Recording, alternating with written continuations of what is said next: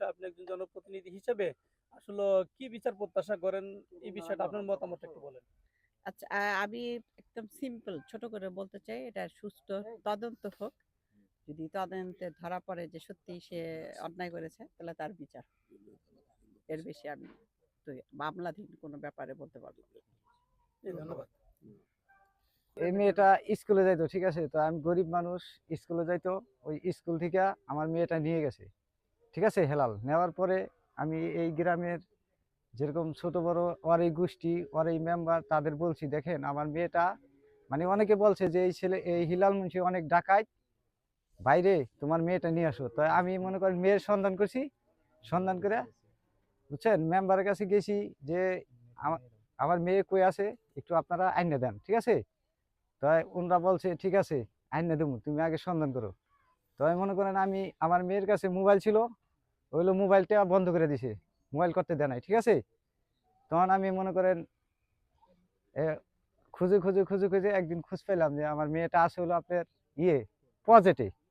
তো পজেটে এখান থেকে ওই ইউনুস মেম্বারে বললাম, হ্যাঁ আবার বাইসতে হয় যে মেম্বার সাহেব আমার মেয়ে তো এই জায়গায় সন্ধান পাইছি, তাহলে আপনি একটু লন আমার মেয়েটা দেখেছি কি হাল আছে, ওই তো নিয়ে গেছে।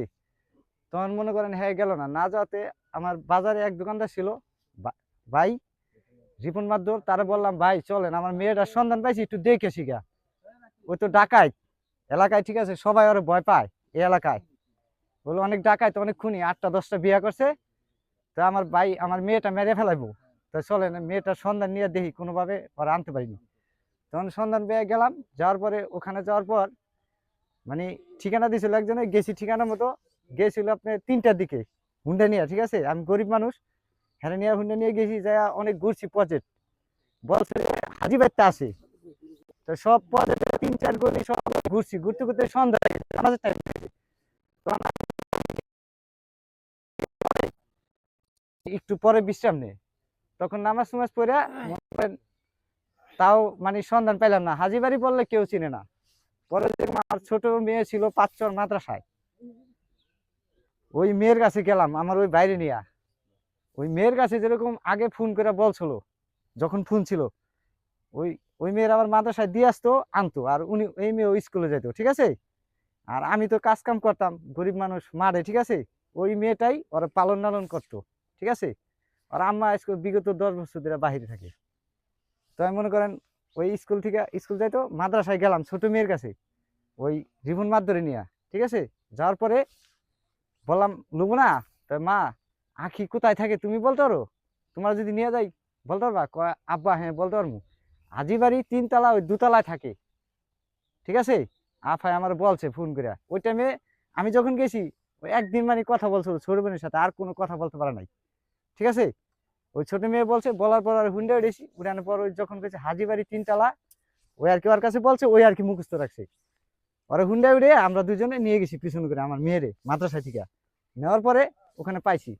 পাওয়ার পরে আইসা যেমন ইউনুস নাম্বার আছে ওদেরই গোষ্ঠী, যেরকম আব্দুল ফকির, ইউসুফ ফকির, হাদু মুন্সি, আতার মুন্সি, এদের বলছি যে দেখেন আপনার গোষ্ঠী ওই তো ডাকায় তো, যা শুনি মানুষের কাছে ওই 8-10টা বিয়ে করছে, তা আমার মেয়েটা যে জোর করে নিয়ে গেছে, আপনারা একটু আইনা দেন ওর থেকে। ফোন দিলে হেলাল ধরে, ঠিক আছে। আমার তখন আমার মেয়ের সাথে কথা বলায়, কথা বলালে ওই হিলাল হলো পিছনে থাকে।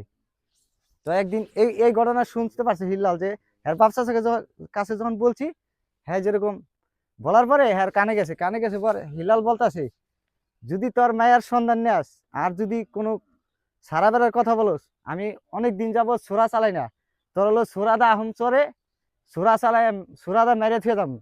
আমাদের সামনে এই মুন্সিগঞ্জ এলাকায় কেউ কথা বলার মতো কোনো লোক নাই, কিন্তু বাস্তবেই সবাই ওরা ভয় পায় এই এলাকায়। আপনাদের কাছে সবার কাছে আমার মেয়ের বিচার, হত্যার বিচার চাই, ফাঁসি চাই, ঠিক আছে, এটাই আমার আপনাদের কাছে আদেশ, ঠিক আছে। মানে কার বিচার চান, নাম কি হেলালের আপনার বিচার মেয়েটার চাই, নাম কি?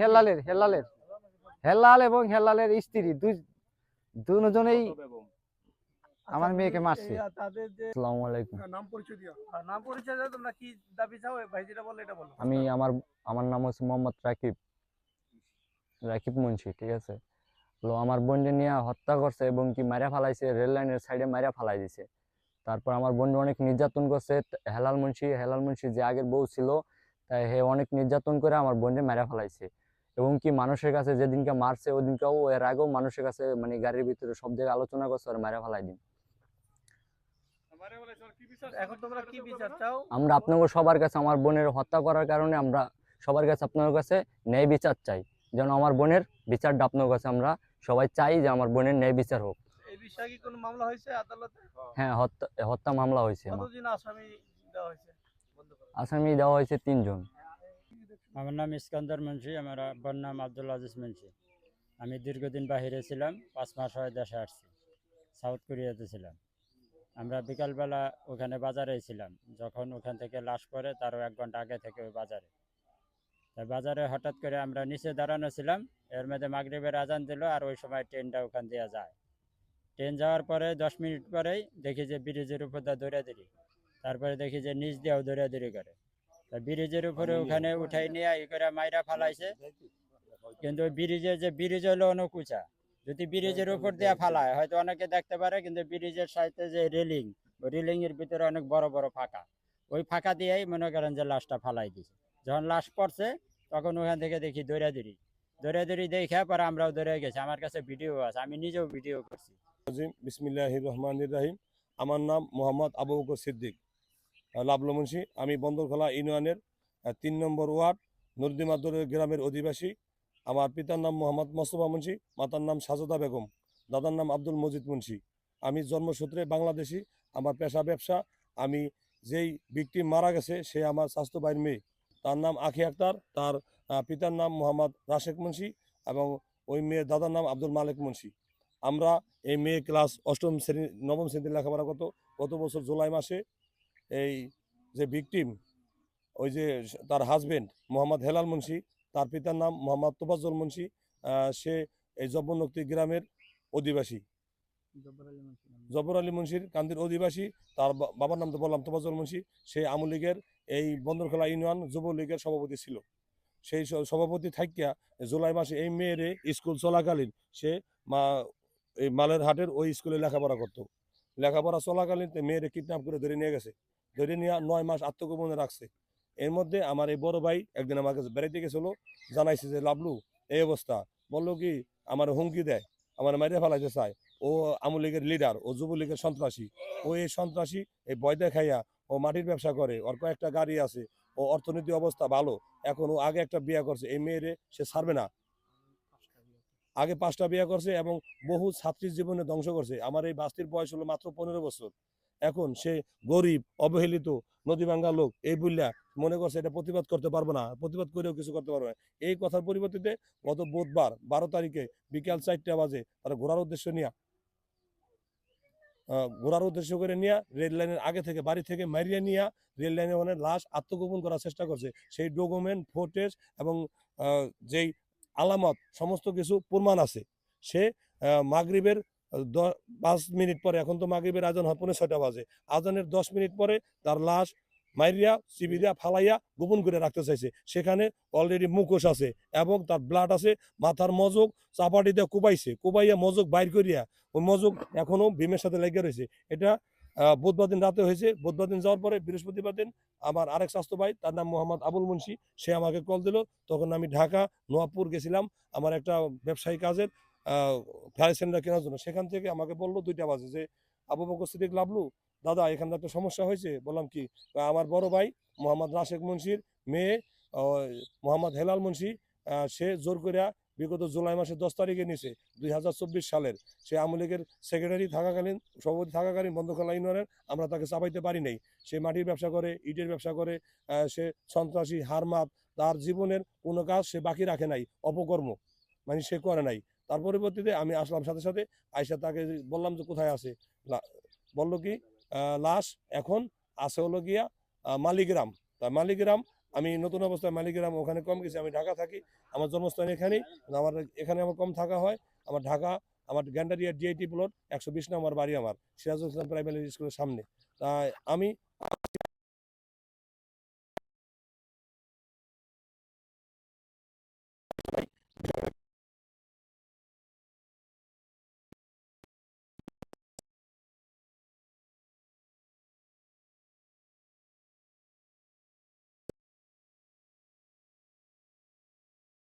হয়েছে, মারিয়া ফাটিয়া লাশ নিয়ে আইছে। সেই লোক বললাম যে লাশ আনছেন আপনারা, মেডিকেল রিপোর্ট কোথায়? বলো কি মেডিকেল রিপোর্ট হলো ফরিদপুর মর্গে আছে।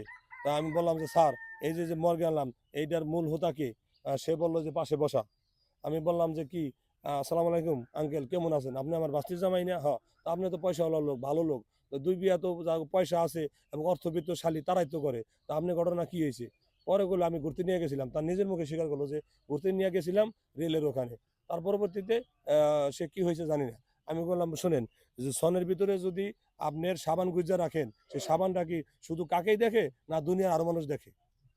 তখন সে তার ভাষা হারিয়ে ফেলেছে, ভাষা হারিয়ে ফেলেছে। তখন আমরা বললাম কি, আমি এক পর্যায়ে বললাম যে সে তো এই খুন করছে। তখন সাব ইন্সপেক্টর বললো আপনি কিভাবে জানলেন? আমি তার মুখের ভাষায় বললাম জবানে, সে ঘুরতে নিয়ে গেছে বিকাল 4টা থেকে রেল লাইনের ওই জায়গায়, কিন্তু বাড়ি তার বাড়ি থেকে মাইরিয়া কালো গাড়ি ভরিয়া নিয়ে ওখানে ওই এলাকার স্থানীয়। তার মধ্যে আমার এই স্বাস্থ্য ভাই দেখছে, এর নাম হলো গিয়া ইস্কান্দার মুন্সি, সোহাগ মুন্সি, আরেকজন হলো সোহাগকে, সোহাগ সামনে আসো।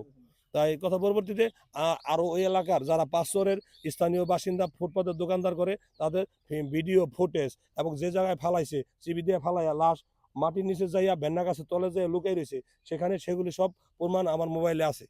এখন আমরা ওই সাথে গেছি প্রথম ফাঁড়িতে, আমাদের মামলা নেয়। তারপরে গেছি শিবচর থানায়, শিবচর থানারে ওসি স্যারে যে সালাম দিলাম, আসসালামু আলাইকুম স্যার, কেমন আছেন? পরে স্যারে বললো কি ভালো আছি। আমাদের এখন তো নামাজের সময় হয়ে গেছে, তাই আমরা 7:30 8টা বাজে নামাজ শেষ করে আসলাম। নামাজ শেষ করে আসার পরে বললাম কি স্যার, এই যে নাবালিকা মেয়ে, সে আওয়ামী লীগের ক্ষমতা দেখাইয়া 2023 সালের জুলাই মাসের 10 তারিখে সে বিয়ে করছে, তো আগে 5টা বিয়ে করছে, এরকম আরো 5টা 6টা মেয়েরে কলেজ ইউনিভার্সিটি বা হাই স্কুলে যেটা তার চয়েসে ভালো লাগতো, অ্যাজ ইউ লাইক, সেটাই সেই কাজ করছে। এটি কাজ করছে হলো ওই যে খুলনার খনি ইয়ার মতো এরশাদ শিকদার, এরশাদ শিকদার যার একবার দুইবার ইউজ করতো, যার যেটা মনে ভালো লাগতো। তো এই হলো সে, এই বড় মাপের লোক, এর নাম হলো হেলাল মুন্সি, সেই হলো খুনি, সেই আরো 5টা মানুষের জীবন ই করছে। এখন আমরা আবহাওয়া জনতা, এই বাংলাদেশের আয়তন 2,99,000, আগে ছিল 1,47,570 বর্গ কিলোমিটার। এখন বাংলাদেশের আইন এবং ব্রিটেনের আইন, আমেরিকার আইন, বহির্বিশ্বে যে আইনে আছে আমরা তার ফাঁসি চাই। এই ফাঁসি না হওয়া পর্যন্ত যিনি আমরা মরি না, আমরা আমরন্ত পর্যন্ত তার ফাঁসি দেখতে চাই। এবং শিবচর থানার যে ওসি রতন শেখ, সে বলল কি যে দেখেন আমাদের এখানে মামলা হবে না। কেন? বলল কি রেল লাইনের 16 ফিটের বাইরে ভিতরে পড়লে আমাদের মামলা হয় না, যদি 16 ফিটের বাইরে থাকে তাহলে আমরা মামলা করতে বাধ্য। কিন্তু আপনি লাস্ট পড়ছে রেল লাইনের 16 ফিটের ভিতরে, স্যার কি করা যায়? আপনি একটা সঠিক পরামর্শ দেন। সে বলল যে রাজবাড়ী জেলায় যান। প্রথমে রাজবাড়ী থানায় গেছি, বললো আমাদের এখানে ওরকম প্রশাসনিক যন্ত্রপাতি নেই, আমরা এখানে কেস লিখতে পারবো না। ওই রাতে 12টা থেকে 2টা 3টা 4টা ভোর 5টা পর্যন্ত ওই থানায় বসা, অভিযোগ লিখছি, অভিযোগ লিখিয়া ফজর নামাজ পড়ছি, ফজর নামাজ পড়িয়া তারপরেও আমরা শরণাপন্ন হয়েছি ওই রাজবাড়ী জেলা বিএনপির যে সভাপতি আলী নেওয়াজ মাহমুদ খোয়াম, সে হলো জেলা রাজবাড়ী জেলা জাতীয়তাবাদী সভাপতি। পিএসের সহযোগিতা মোহাম্মদ শাহিন ভাই, সে বললো স্যারে তো ঢাকা আছে, তাই আপনি স্যারের যেহেতু আসছেন আমি বললেই হবো। তাই তার সহযোগিতা এবং আমাদের কেন্দ্রীয় 2জন নেতা আছে সারা বাংলাদেশের, ঢাকা কলেজের সাবেক বিগি মীর শরাবত আলী সপু এবং তার ছোট ভাই মীর নেওয়াজ আলী যুব বিষয়ক সম্পাদক, সারা বাংলাদেশে এই 2জন নেতা এবং জেলার সভাপতি 3জন নেতার শরণাপন্ন হইয়া আমরা, ওসির নাম হলো সিদ্দিকুর রহমান, পরে যাইয়া মামলা করছি। মামলা করিয়া ওই আসামি, অসুস্থ ছিলাম, আমি অসুস্থ ছিলাম 2 ঘন্টা, সারা রাত জাগ না। আমরা মনে করেন প্রশাসনের লোকে পাহারা দিন না, লাশই পাহারা দিন। পরবর্তীতে লাশ 2টার দিকে এখানে আনছে লাশ, আর আমি আর ভিকটিমের ভাই মোহাম্মদ রাকিব ওই আমার ভাতিজা, এই 2জনে প্রশাসনও আমরা পাহারা দিয়ে নিছি। কারণ হলো কি প্রশাসন কোন সময় জেনে তাকে ছাড়িয়ে দিয়ে হাতে তালি দেয়, বুঝেন নাই? পরবর্তীতে আমরা আল্লাহ পাকের সহযোগিতা এবং এই ন্যায় বিচারের স্বার্থে আমরা মামলা করিয়া ওই আসামি আবার ঠিক 11টা বাজে মাদারীপুর জেল হাজতে প্রেরণ করিয়া পরে আমি মুন্সিগঞ্জ গেছি, সেখান থেকে সন্ধ্যা 6টার সময় ওই মামলার আলামত নথিপত্র সব আছে।